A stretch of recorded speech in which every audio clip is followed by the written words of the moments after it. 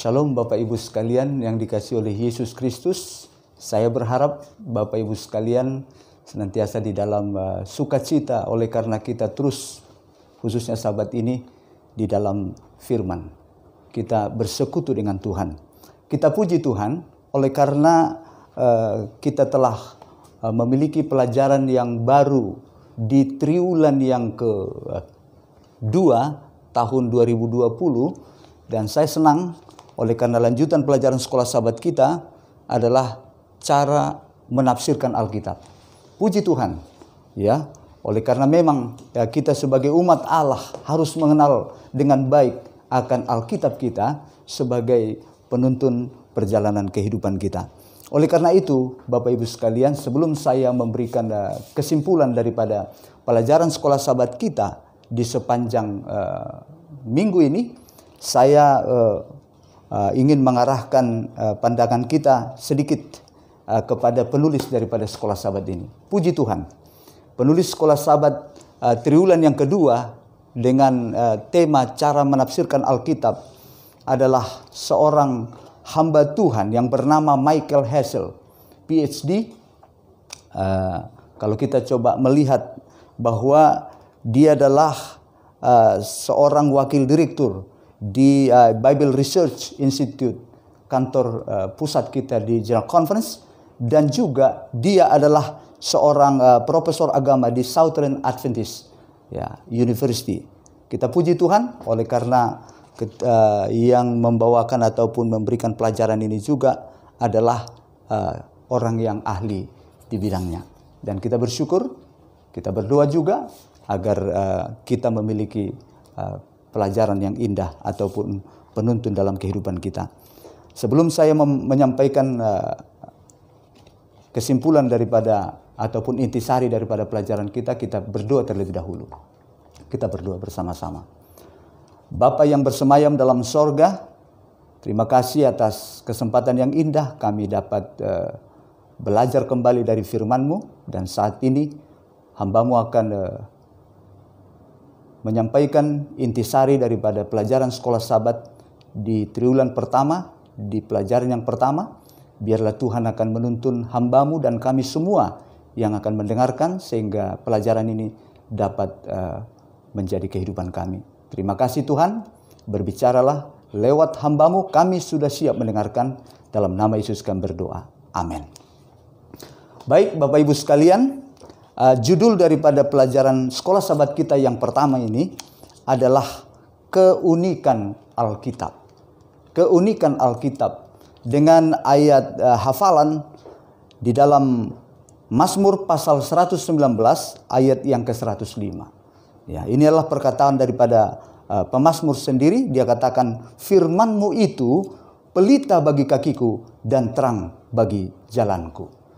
Saudaraku, kita bersyukur meskipun kehidupan kita sejak daripada nenek moyang kita yang pertama telah digelapkan oleh dosa, tapi Tuhan telah mengambil inisiatif untuk membangun hubungan kita kembali, supaya kita memiliki komunikasi agar mengerti kehendak Allah dalam hidup kita. Dia telah memberikan firman yang akan menuntun kita di dalam perjalanan hidup kita sampai tiba kepada tujuan yang direncanakan oleh Tuhan dalam hidup kita. Oleh karena itu, Bapak Ibu sekalian, tidak diragukan lagi bahwa sesungguhnya Alkitab adalah buku yang istimewa, buku yang unik dibanding dengan buku-buku yang lain yang ada sekarang ini. Ya, itulah sebabnya kalau kita coba melihat buku ataupun Alkitab ini ada di dalamnya 66 buku. Ya, ada 2 bagian, Perjanjian Lama dan juga Perjanjian Baru. Perjanjian Lama kita sudah tahu ada jumlahnya 39 buku, dan kemudian Perjanjian Baru ada 27 buku. Kalau dijumlahkan buku Perjanjian Lama dan Perjanjian Baru, itulah Alkitab ini ada jumlahnya 66 buku. Jadi kalau kita coba menelusuri sejarah bahwa penulisan buku ini ya ada kurang lebih kurun waktu 1600 tahun. Coba bayangkan dari Perjanjian Lama sampai kepada buku Wahyu, ya. Kalau penulis yang pertama di sini adalah buku Musa, di buku Kejadian, kalau kita lihat sejarah, buku ini ditulis sekitar tahun 1445 sebelum Tarik Masehi sampai kepada buku yang terakhir, buku Wahyu, yaitu yang ditulis di Pulau Patmos oleh hambanya Yohanes yang kekasih pada tahun 96 Tarik Masehi. Itu sebabnya kalau kita coba jumlahkan mulai daripada penulis yang pertama buku Perjanjian Lama, buku Kejadian sampai Wahyu, kurun waktunya lebih kurang 1600 tahun. Dan kalau kita lihat juga buku ini ditulis oleh apa? Oleh berbagai orang, ya, berbagai orang. Kalau kita coba lihat lebih daripada 40 orang penulis daripada buku ini, ya. Dan tentunya kalau kita lihat ada lebih banyak lagi naskah Alkitab, ya. Disebutkan ada 24.600 ya daripada buku kuno lainnya, ya. Dan tentu kalau kita coba lihat lagi, buku yang pertama kali diterjemahkan dan yang pertama kali dicetak oleh Wittenberg adalah Alkitab. Itulah sebabnya Alkitab ini, ya, Alkitab inilah buku yang paling sering diterjemahkan dari buku-buku yang lain yang ada di muka bumi ini. Kalau kita coba lihat, ada kalau sudah diterjemahkan ke dalam 95% dari bahasa yang ada saat ini di dunia, ya. Dan tentu keistimewaannya sangat melampaui daripada buku-buku yang lain. Itulah sebabnya Bapak Ibu sekalian, mungkin buku-buku yang kita lihat yang terkenal waktu yang lalu, ketika misalnya dilewati oleh waktu, misalnya sudah ratusan tahun, biasanya itu sudah diupdate, ya, sudah akan diperbarui, bisa saja tidak dipakai lagi. Tapi Alkitab ini, meskipun telah berusia 1600 tahun, masih tetap eksis, masih tetap kita pakai, diterjemahkan, ya, begitu banyak buku ini di seluruh dunia. Itulah sebabnya saat ini saya ingin kita bersama-sama mencari tahu mengapa buku ini istimewa. Ya, kalau dalam pelajaran sekolah sahabat kita ini, minimal ada 5 bagian yang kita pelajari dari buku dari Alkitab. Ya, dari pelajaran sekolah sahabat ini, kenapa disebutkan buku ini istimewa dan unik. Yang bagian yang pertama yang kita akan pelajari adalah bagian tema utamanya. Lalu yang kedua adalah asal mulanya. Ya, lalu bagian yang ketiga kita pelajari nubuatan-nubuatannya yang terkandung di dalam Alkitab. Ya, lalu yang keempat adalah bagaimana pengaturan sejarahnya. Kita akan coba secara sepintas melihat akan buku ini. Lalu yang kelima adalah kuasa daripada Alkitab atau buku itu yang mengubahkan kehidupan orang-orang yang mempelajarinya. Baik. Pada kesempatan ini coba kita lihat, ya, tema utama daripada Alkitab ataupun buku ini. Dalam Ulangan pasal yang ke-32 ayat yang ke-47 disebutkan di sini sebab perkataan ini bukanlah perkataan hampa bagimu, tetapi itulah hidupmu. Luar biasa, ya. Jadi perkataan ini bukan perkataan yang hampa, tapi buku Ulangan katakan itulah hidupmu. Saudaraku sekalian, di atas segalanya, sesungguhnya Alkitab adalah firman Allah. Itu adalah pekabaran yang dituliskan oleh Allah untuk kita saat ini. Agar kita bisa mengerti kehendak Allah, rencana Tuhan di dalam kehidupan kita. Oleh karena itu, apa pekabaran daripada buku itu? Saudaraku sekalian, kalau kita coba lihat, di dunia yang fana ini, sesungguhnya Allah merencanakan yang terbaik buat kita. Kalau kita baca dalam Wahyu Yohanes pasal yang ke-10, ayatnya di ayat yang ke-10 dikatakan bahwa Alkitab ini ingin memberi kita hidup. Ya, bahkan disebutkan hidup yang berkelimpahan. Jadi ini yang menjadi ya, pekabaran daripada buku itu. Itu sebabnya buku ini perlu kita pelajari dengan baik. Kita pelajari dengan baik. Di samping memberikan kehidupan kepada kita, tetapi juga dia akan memberikan kepada kita hidup yang melimpah. Melimpah ya, sukacita, Ya, melimpah kecukupan. Oleh karena itu, bagaimana dia melakukannya itu kepada kita? Ya, sesuai dengan rencana yang dia sudah nyatakan lewat firman-Nya dalam Yohanes 10 ayat 10 ini. Yaitu tentu melalui Yesus Kristus. Yesus Kristus sebagai tema utama daripada Alkitab. Ya, tema utama. Jadi kalau kita pelajari Alkitab ini sesungguhnya, ya, hanya Alkitab ini menuntun kita kepada Yesus Kristus yang merupakan tema dan tujuan daripada firman ini diberikan kepada kita. Ya, inilah menjadi apa? Tema utama di dalam Alkitab. Dialah disebutkan di sana sebagai pokok keselamatan kita. Sebagaimana Ibrani pasal yang ke-5 ayat yang ke-9. Ya, itu sebabnya kalau kita coba cek, ada di sini dua bagian tadi saya sampaikan Alkitab ini. Ada perjanjian lama dan juga ada perjanjian baru. Ingat, fokus daripada kitab suci adalah Yesus Kristus yang akan memberikan kehidupan yang berkelimpahan kepada kita. Itu sebabnya dalam dua bagian itu perjanjian lama, ya, itu khusus memberitahukan kepada kita tentang siapa dia sesungguhnya.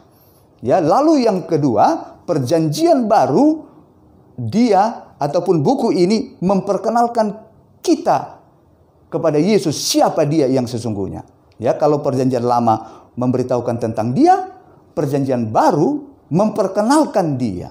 Ya, tentu kedua hal ini menyatakan kuasa penebusannya dan menubuatkan masa depan yang mulia yang telah disediakan oleh siapa? Oleh Tuhan kepada kita. Itulah sebabnya perlu kita memiliki apa? Sikap, memiliki komitmen terhadap buku ini, terhadap Alkitab ini. Oleh karena itu, apa yang harus kita lakukan? Apa yang harus kita lakukan? Sesungguhnya Alkitab mengatakan bahwa Allah ingin agar Anda dan saya menerima Dia sebagai Tuhan dan Juru Selamat pribadi kita. Untuk kita tetap setia kepada firman-Nya sebagai penuntun. Dan untuk memberitakan pekabarannya kepada dunia. Ya, jadi itu yang harus kita lakukan. Yang pertama, firman ini membawa kita untuk menerima Yesus. Lalu yang kedua, firman ini juga meminta kita untuk setia di dalamnya, berjalan di dalamnya. Dan kemudian ini juga adalah untuk kita beritakan pekabarannya kepada dunia ini. Ya. Itu sebabnya saya ingin mengutip satu pernyataan dari tulisan Ellen White sehubungan dengan Alkitab ini. Disebutkan dalam buku Step to Christ. Ya. Halaman 88 mengatakan seperti ini. Saya akan bacakan. Dia sebutkan mengenai perjanjian lama, disebutkan Yesus mengatakan lebih baik lagi mengenai perjanjian baru. Disebutkan di sini kitab suci itu memberi kesaksian tentang Aku, Sang Penebus, yang di dalamnya kita mengharapkan pusat kehidupan yang kekal. Sebagaimana dicatat itu di dalam Yohanes pasal yang ke-5 ayat yang ke-39. Ingat bahwa fokusnya Yesus dan memberitakan tentang kesaksian Yesus. Lalu kemudian kutipan ini melanjutkan, memang seluruh Alkitab menceritakan dari hal Yesus Kristus, mulai dari catatan pertama dalam Kejadian. Tanpa Dia tidak ada suatu pun yang telah jadi dari segala yang telah dijadikan. Sesungguhnya Aku datang segera. Kita membaca mengenai pekerjaannya serta mendengarkan suaranya.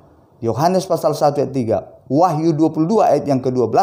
Jika engkau mau ingin berkenalan dengan Juru Selamat, pelajarilah kitab suci. Jadi luar biasa. Kalau kita ingin mempelajari mengenal Yesus lebih baik, disebutkan pelajarilah kitab suci. Jadi itu sebabnya Bapak Ibu sekalian, ya, saya senang kalau kita membaca Alkitab ini disebutkan fokusnya adalah Yesus, ya. Jadi sebenarnya apa yang dinyatakan lewat firman ini adalah Yesus sendiri. Ya, bisa itu kita lihat pada kalau kita membaca dalam buku Yohanes pasal yang pertama, di ayat yang pertama, dia katakan pada mulanya adalah firman, firman itu bersama-sama dengan Allah dan firman itu adalah Allah. Jadi itu sebabnya Yesus dan firman itu adalah satu. Kemudian kalau kita lanjutkan di ayat yang ke-14, firman itu telah menjadi manusia, ya, dan diam bersama dengan kita. Ya, Immanuel. Jadi bisa kita lihat bahwa firman itu adalah Yesus. Jadi Yesus dan firman adalah satu. Kalau kita mau ingin mengenal Yesus yang dinyatakan oleh firman, maka kita harus memiliki waktu yang baik untuk membaca firman Tuhan. Baik, kita akan tiba kepada bagian yang kedua, asal mula daripada Alkitab itu. Sesungguhnya sebelum Adam dan Hawa jatuh ke dalam dosa, hubungan mereka dengan Allah itu, komunikasi mereka lancar, muka dengan muka, selayaknya seorang ayah dengan anaknya. Begitu akrab, begitu dekat. Tetapi kemudian terputus hubungan karena mereka melanggar perintah Tuhan. Tuhan katakan, kamu tidak boleh memakan buah pohon yang ada di tengah-tengah taman. Kalau engkau makan itu, engkau akan mati. Dan kemudian mereka lebih percaya kepada rayuan ataupun penyesatan yang diberikan oleh ular, yaitu setan. Lalu apa yang terjadi? Mereka pun jatuh ke dalam dosa. Begitu mereka jatuh ke dalam dosa, yang terjadi adalah ketakutan. Mereka lari dari Tuhan, yang menyembunyikan diri di apa? Di balik-balik pohon itu. Padahal kalau mereka mendengarkan bunyi langkah Tuhan, mereka begitu senang bertemu dengan siapa? Allah. Lalu apa yang terjadi Bapak Ibu sekalian? Sebenarnya sudah terputus hubungan itu, komunikasi itu. Tetapi Allah kita yang maha bijaksana luar biasa. Di dalam Kejadian pasal 3 ayat yang ke-8. Justru Allah yang mengambil inisiatif untuk mencari Adam dan Hawa. Lalu ketika dia masuk ke taman dan kemudian berjalan, mereka takut. Lalu Allah mengatakan, Adam, Adam, di manakah engkau? Ya. Dan Tuhan mencari mereka, puji Tuhan. Ya, itulah sebabnya Bapak Ibu, sejak dari saat itu hubungan manusia atau komunikasi manusia, ya, dari Allah kepada manusia setelah terputus. Kalau komunikasi terputus, hubungan terputus, ya maka kita tidak akan bisa lagi mengerti kehendak Allah. Artinya kebinasaan yang terjadi. Itu sebabnya yang memisahkan ataupun yang memutus hubungan ini, komunikasi adalah dosa. Itu dituliskan dalam Yesaya pasal 59. Ayat yang pertama dan ayat yang kedua, dia katakan sesungguhnya tangan Tuhan tidak kurang panjang untuk menyelamatkan, dan pendengarannya tidak kurang tajam untuk mendengar. Tetapi yang merupakan pemisah antara kamu dan Allahmu ialah segala kejahatanmu, dan yang membuat dia menyembunyikan diri terhadap kamu sehingga ia tidak mendengar ialah segala dosamu. Jadi dosa yang memisahkan hubungan kita. Tapi puji Tuhan, Tuhan membuka jalur komunikasi lewat karunia kenabian. Itu dituliskan dalam Amos pasal 3, ya, ayat yang ke-7, yang mengatakan bahwa Allah tidak menyatakan segala sesuatu kepada kita tanpa memberitahukannya kepada para nabi.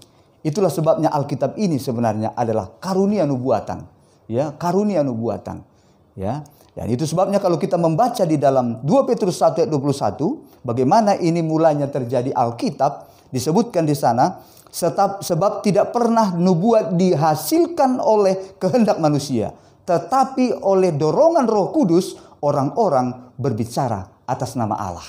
Jadi Roh Kudus ataupun oknum yang ketiga dari kealahan itu memilih orang tersebut, ya, dan kemudian setelah dia pilih, kemudian mereka dilingkupi ataupun dikuasai oleh kuasa Roh Kudus. Dan kemudian pada saat itu ada yang berhayal, ada yang bermimpi, dan kemudian dinyatakanlah kehendak Allah yang harus disampaikan kepada manusia yang berdosa itu.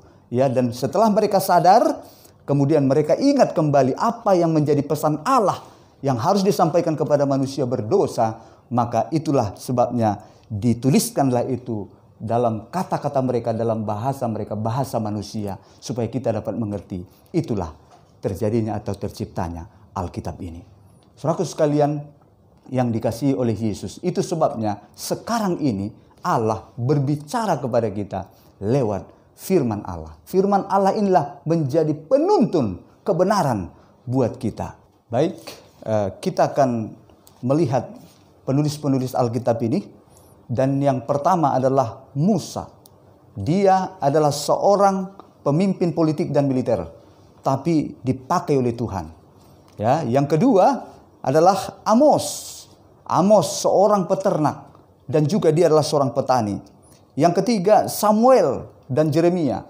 Dialah orang muda dan juga seorang imam. Lalu ada Daud dan Salomo. Mereka berprofesi sebagai seorang raja. Dan kemudian ada Yehezkiel dan Daniel. Mereka menulis atau dipakai Tuhan ketika mereka berada di pembuangan. Kemudian ada Matius, murid Yesus, pemungut pajak. Kemudian ada yang bernama Paulus. Dialah seorang Farisi dan juga punya pengalaman yang luar biasa yang sebelum dia menjadi pengikut Tuhan, ya kerjanya menganiaya orang-orang percaya. Tetapi setelah dia bertobat bertemu dengan Yesus, ya dia pun berubah hidupnya menjadi seorang yang penganiaya. Dari seorang penganiaya menjadi seorang yang rela dianiaya oleh karena Kristus. Dia pun dipakai Tuhan ya menulis. Lalu yang berikut adalah Yohanes, ya seorang lelaki tua di penjara di Pulau Patmos, dipakai oleh Tuhan. Ada Lukas, dia adalah seorang dokter, ya sejarawan, dan juga tadinya dia seorang penyembah berhala. Tapi setelah bertobat, Tuhan pakai dia menulis. Dan kemudian ada Petrus, dialah sebagai seorang nelayan, dan banyak lagi yang lain. Ya, coba kita lihat ada perbedaan dan persamaan. Ya, mereka berbeda di dalam zaman. Ya, bayangkan kurun waktu 1600 tahun. Berbeda profesi.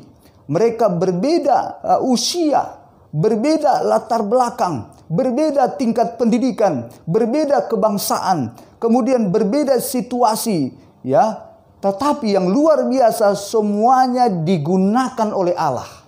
Ya, coba bayangkan mereka menulis Alkitab ini dalam kurun waktu 1600 tahun.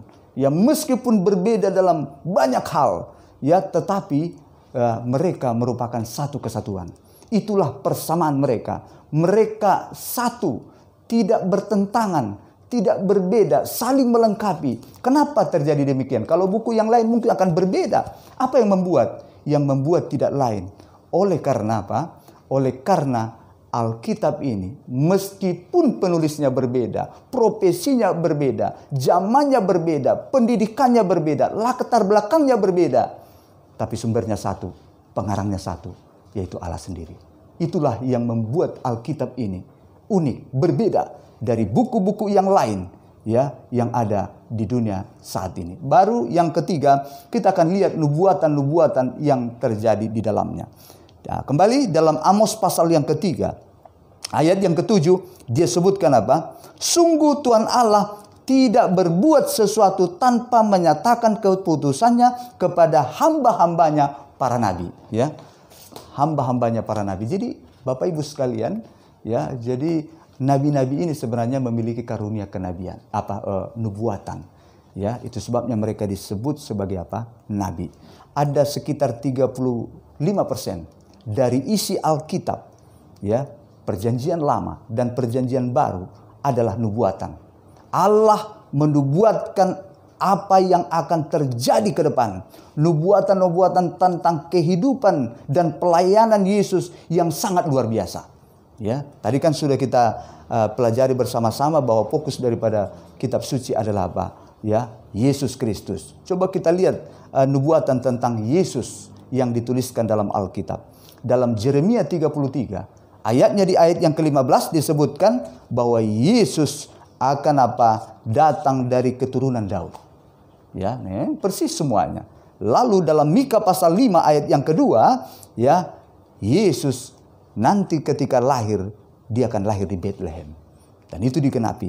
Dan kemudian dalam Maliaki pasal yang ketiga ayat yang pertama, Yohanes Pembaptis datang di hadapannya. Itu juga dinubuatkan. Kemudian dalam Zakaria pasal 9 ayat 9, dia memasuki Yerusalem dengan mengendarai keledai. Itu sudah disebutkan dulu di Nabi Zakaria. Kemudian Yesaya pasal yang ke-53 ayat yang kelima dinubuatkan lagi, dia dipukuli dan dilukai. Ya, itu terjadi. Kemudian apalagi dalam Yesaya pasal yang ke-53 ayat yang ke-7, ya, dinubuatkan di sana dia tidak membela diri. Ya, memang benar. Ketika dia berada di hadapan daripada Pilatus, dia tidak membela diri. Kemudian Zakaria pasal 13 ayat yang ke-7. Ya, dinubuatkan murid-muridnya akan meninggalkan dia. Benar. Ya, dan kemudian dalam Mazmur pasal 22 ayat yang ke-17, ya, tangan dan kakinya dipaku. Ya. Dan kemudian dalam Mazmur pasal 22 ayat 18 dinubuatkan mereka akan membagi-bagi pakaiannya. Kemudian di dalam Yesaya pasal yang ke-53 ayat 9 dinubuatkan dia dimakamkan di antara orang kaya, ya. Dan kemudian dalam Mazmur 16 ayat 10 dinubuatkan tubuhnya tidak rusak, ya. Dan kemudian dalam Hosea pasal 6 ayat yang kedua dia dinubuatkan akan bangkit pada hari yang ketiga. Jadi semua ini, ya, apa yang dilakukan dilakukan oleh Yesus tentang kehidupan dan pelayanannya, ya, semua apa dinubuatkan dalam Alkitab, luar biasa, ya, bahkan sampai kepada kebangkitannya, ya, dinubuatkan. Lalu bagian yang berikut adalah mengenai nubuatan-nubuatannya, ya, ya, nubuatan-nubuatan ini dipenuhi dengan apa? Ketelitian yang luar biasa. Jadi tidak asal-asal ketika dinubuatkan, memang itu terjadi persis seperti apa yang firman Tuhan katakan. Inilah yang memberikan satu bukti yang kuat kepada kita bahwa Yesus adalah Mesias yang telah dinubuatkan oleh para nabi. Jadi Yesus juga menubuatkan peristiwa-peristiwa masa depan. Seperti apa? Seperti yang dicatat dalam Lukas pasal yang ke-9 ayat 22. Kematian dan kebangkitannya sendiri. Kemudian kehancuran kota Yerusalem. Sebagaimana yang dicatat dalam Matius pasal yang ke-24 ayat yang kedua. Dan kemudian kedatangannya yang kedua kali. Sebagaimana yang dicatat di dalam Yohanes 14 ayat 1 sampai ayat yang ketiga. Yang merupakan pengharapan kita. Jadi segala sesuatu terjadi seperti yang telah dinubuatkan oleh Alkitab. Ya, sehingga kita dapat yakin bahwa nubuatan terakhir akan apa? Pasti digenapi, yaitu Yesus akan datang kembali untuk menjemput kita, ya, dan membawa kita pulang ke rumah dalam kerajaan sorga. Baik, kita coba lihat bagian yang berikutnya dari pelajaran sekolah sahabat kita ini, yaitu tentang pengaturan sejarahnya. Dalam 1 Korintus pasal yang ke-5 ayat yang ke-4 disebutkan bahwa ia telah dikuburkan dan bahwa ia telah dibangkitkan pada hari yang ketiga sesuai dengan kitab suci. Saudaraku sekalian yang dikasihi oleh Yesus, Alkitab ini adalah juga buku sejarah. Tidak seperti buku suci lainnya yang utamanya berisi pemikiran filosofis. Secara spesifik, orang-orang, ya, peristiwa, tempat, kota, gunung, dan sungai apa disebutkan di sana. Itu sebabnya kalau kita kembali kepada Alkitab ini, bahwa fokus daripada perjanjian lama, ya, adalah sejarah orang-orang yang menunggu kedatangan Mesias, yaitu kedatangan Yesus yang pertama. Dan kemudian fokus daripada perjanjian baru adalah penggenapan dari janji itu, ya, penggenapan daripada janji itu, ya, yaitu Yesus dan peristiwa sejarah apa? Kebangkitannya, ya. Ada hal-hal yang spesifik tentang apa? Tentang makamnya, ya, pemiliknya, kemudian penjaganya di pintu, ya, dan kemudian meterai para imam. Ya, saudara-saudaraku sekalian, kalau kita coba lihat lagi dalam Alkitab, para wanita dan para murid melihat Yesus, ya, ketika dia bangkit dan menyentuhnya. Alkitab menceritakan bagaimana Yesus makan, ya, kemudian berjalan, dan kemudian bagaimana Yesus berbicara kepada mereka. Alkitab menjelaskan bahwa kebangkitan Yesus adalah peristiwa yang sesungguhnya. Alkitab juga menyatakan bahwa itu adalah buah sulung dari kebangkitan kita di masa depan.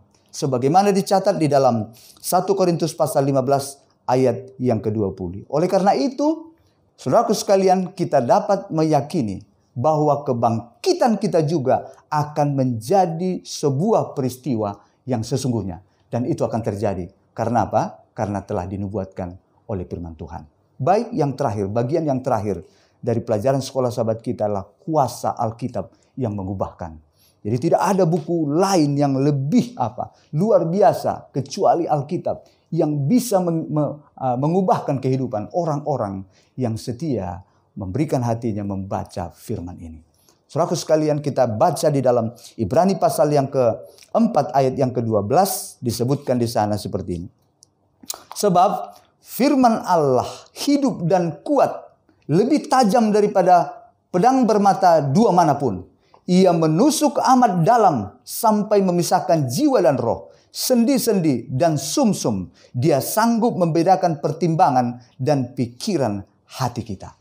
Saudaraku sekalian, luar biasa Alkitab ini, Allah menggunakan Alkitab ini untuk menggerakkan kita, ya, agar kita insaf, ya, akan dosa kita. Lalu yang kedua, Alkitab ini juga, ya, menggerakkan kita untuk bertobat dari cara hidup kita yang bertentangan dengan firman Tuhan. Ya, dan juga Alkitab ini menggerakkan kita untuk memperoleh, ya, perubahan hidup sesuai dengan kehendak Allah. Itu sebabnya Alkitab telah banyak mengubah orang, mengubah keluarga-keluarga dan seluruh bangsa di muka bumi ini yang mau menerima apa? Firman Tuhan. Ya, itulah sebabnya ketika Raja Yosia, itu dicatat dalam Alkitab, ya, ketika Raja Yosia menemukan kitab Taurat, ya, dia sangat tersentuh ketika dia baca kitab Taurat. Kemudian dia mendorong orang lain untuk membuat perubahan dalam hidup mereka. Sehingga, ya, ketika bangsanya juga menerima firman itu, yang terjadi adalah pertobatan, perubahan dalam hidup seluruh bangsa yang dia pimpin. Sebagaimana dicatat dalam 2 Raja-Raja pasal yang ke-22, ayat 3 sampai ayat yang ke-20. Kalau kita baca di sana luar biasa. Pertama, berubah itu apa? Dibuat oleh firman Tuhan Yosia, dan kemudian dia sampaikan kepada bangsanya, dan kemudian bangsanya membaca, menghidupkan, terjadi perubahan hidup di dalam kehidupan mereka. Jadi luar biasa. Inilah kekuatan Alkitab yang dapat mengubahkan, ya, dan ini merupakan salah satu ciri khas daripada firman Tuhan ini ataupun Alkitab ini. Ribuan kehidupan yang diubahkan adalah bukti bahwa Alkitab adalah firman Allah yang diwahyukan kepada kita. Saya ingin mengajak kita melihat salah satu contoh, ya, kehidupan umat Tuhan yang ada di kota Berea, ya, yang menyelidiki firman dan menerima firman itu dengan baik. Apa yang terjadi buat mereka? Perubahan apa yang terjadi? Kita boleh baca itu di dalam Kisah pasal 17 ayat yang ke-11. Disebutkan seperti ini. Orang-orang Yahudi di kota itu di kota Berea, ya, lebih baik hatinya daripada orang-orang Yahudi di Tesalonika. Kenapa? Disebutkan kemudian dari ayat ini. Karena mereka menerima firman itu dengan segala kerelaan hati. Dan kemudian setiap hari mereka menyelidiki kitab suci untuk mengetahui apakah semuanya itu benar apa. Demikian. Jadi luar biasa. Luar biasa. Ya. Orang-orang Berea, orang-orang Yahudi di Berea lebih baik hatinya daripada orang Yahudi Tesalonika. Karena apa? Karena membaca firman Allah, menerima firman itu dengan baik dalam kehidupan mereka. Sehingga yang terjadi apa? Perubahan dalam kehidupan mereka. Saya ingin membaca ada satu kutipan dari tulisan Ellen White dalam buku The Ministry of Healing, halaman 458. Dia katakan seperti ini. Seluruh Alkitab adalah merupakan wahyu tentang kemuliaan Allah di dalam Kristus. Diterima, dipercaya, dipatuhi, itu adalah alat besar dalam perubahan karakter. Jadi kalau kita mau ingin berubah karakter kita sesuai dengan karakter Yesus Kristus, maka kita harus memberikan hati, mempelajari firman, dan menerima dengan tuntunan Roh Kudus. Kemudian dilanjutkan, merupakan penggerak yang agung, kekuatan yang mendorong, yang mempercepat kekuatan fisik, mental, dan spiritual, dan mengarahkan kehidupan ke arah yang apa? Yang benar. Jadi luar biasa. Kalau kita sungguh-sungguh membaca Alkitab, ya, akan terjadi perubahan, dan terutama perubahan yang terjadi adalah perubahan karakter. Karakter yang menyerupai karakter Kristus. Kenapa harus karakter Kristus? Supaya kita bisa berjalan bersama dengan Dia. Ya, dan karakter ini ataupun tabiat ini, inilah harta kita satu-satunya yang kita akan bawa bertemu dengan Tuhan pada kedatangannya yang kedua kali. Oleh karena itu, Bapak Ibu sekalian, saat ini saya ingin membacakan satu ayat terakhir, ya, dari pelajaran kita, apa yang harus kita lakukan dari firman ini, undangan apa yang disampaikan. Jadi saudaraku, tadi sudah kita baca bagaimana keunikan Alkitab ini, bagaimana kuasanya mengubahkan semua orang bisa diubahkan oleh firman Allah. Karena firman inilah Yesus sendiri. Ya. Dan kemudian bagaimana, dan firman ini juga sebenarnya bukan hanya mengubah karakter, tetapi memberikan kita kebahagiaan. Tapi bagaimana supaya kita bisa memiliki kebahagiaan? Dalam Wahyu pasal 1 ayat yang ketiga berkata seperti ini. Berbahagialah ia yang membacakan, ya, dan mereka yang mendengarkan kata-kata nubuat ini dan yang menuruti apa yang ada tertulis di dalamnya, sebab waktunya sudah dekat. Oleh karena itu Bapak Ibu sekalian, mari kita berikan waktu kita untuk belajar firman Tuhan dengan tuntunan Roh Kudus untuk mengubah hidup kita agar karakter kita berubah dari hari ke hari dan kita pun berbahagia. Asal 3 hal itu kita lakukan. Yang pertama, membaca. Ambil waktu yang terbaik untuk membaca firman Allah setiap hari. Yang kedua, ya, mendengarkan. Dengarkanlah firman ini, berbicara kepada kita, ya. Dan yang ketiga adalah berdoalah kepada Tuhan melalui kuasa Roh Kudus agar dapat menurutinya. Sehingga dengan demikian rencana Tuhan akan terlaksana dalam kehidupan kita. Semoga Tuhan memberkati kita semuanya. Amin. Kita berdoa bersama-sama. Tuhan Bapa yang di sorga, Bapa yang baik, terima kasih. Kami telah mendengarkan intisari pelajaran sekolah Sabat yang kami sudah pelajari sepanjang 1 minggu ini. Dan hamba-Mu juga telah menyampaikan intisarinya. Terima kasih atas buku yang luar biasa. Menjadi jalur komunikasi yang Tuhan telah bangun antara kami dengan Tuhan. Terima kasih Tuhan. Lewat firman ini kami mengenal Engkau. Lewat firman ini kami mengerti rencana-Mu. Lewat firman ini kami tahu jalan yang benar. Lewat firman ini karakter kami akan diubahkan. Karena itulah yang akan menjadi persiapan kami menyongsong Tuhan datang. Dan bahkan melalui firman ini kami pun akan diberikan Tuhan kebahagiaan di dalam menjalani kehidupan saat ini sementara menunggu kedatangan Yesus yang kedua kali. Terima kasih Tuhan. Kalaulah di waktu yang lalu kami gagal untuk memberikan waktu terbaik kami, ampuni kami Tuhan. Dan tolong kami dengan tuntunan Roh Kudus agar kami dapat selalu menyediakan waktu terbaik untuk mempelajari firman ini. Terpujilah nama-Mu, jadilah kehendak-Mu kepada kami. Dalam nama Yesus kami berdoa dan mengucap syukur. Amin.